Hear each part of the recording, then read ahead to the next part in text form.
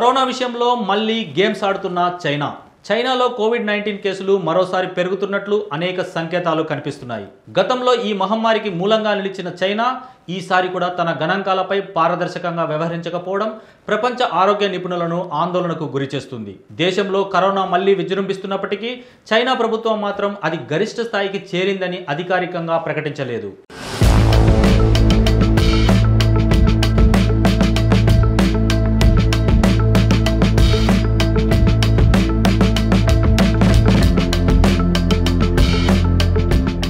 వాస్తవానికి ఏప్రిల్ నాటికి 1.6 లక్షల మందికి పైగా కోవిడ్ బాధితులు నమోదయ్యారు. అయినా గణాంకాలను తక్కువగా చూపించే ప్రయత్నాలు జరుగుతున్నాయన్న ఆరోపణలు వినిపిస్తున్నాయి. ఇది గతంలో మాదిరిగానే ప్రపంచానికి ముప్పుగా మారే అవకాశం ఉందంటున్నారు నిపుణులు.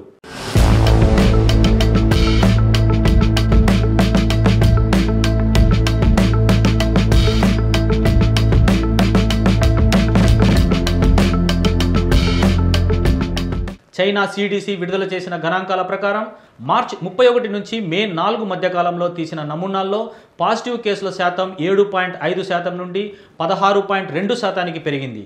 ఇది చాలా వేగంగా పెరిగిన వృద్ధి రేటు. దీని అర్థం వాస్తవంలో నమోదైన కేసుల సంఖ్య అధికారులు ప్రకటించిన దానికంటే చాలా ఎక్కువగా ఉండే అవకాశం ఉంది.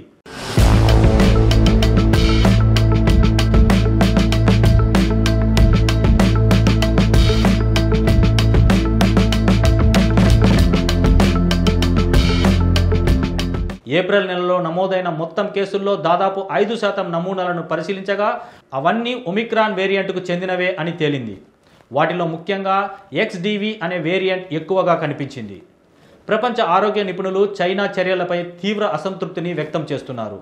అంతర్జాతీయ ఆరోగ్య భద్రతా కోణంలో చూస్తే ఒక దేశం గణాంకాలను తారుమారు చేయడం వల్ల ఆ మహమ్మారి వ్యాప్తిని అంచనా వేయడం కష్టమవుతుంది.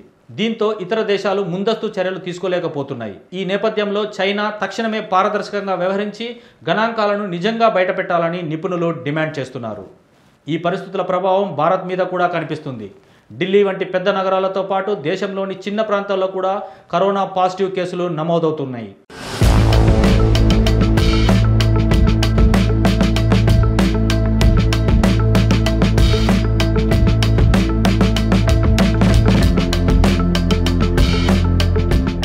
భారత ఆరోగ్య మంత్రిత్వ శాఖ ప్రకారం ప్రస్తుతం దేశంలో 1000కి పైగా క్రియాశీల కేసులు ఉన్నాయి. ఢిల్లీలోనే 100కు పైగా క్రియాశీల కేసులు నమోదయ్యాయి.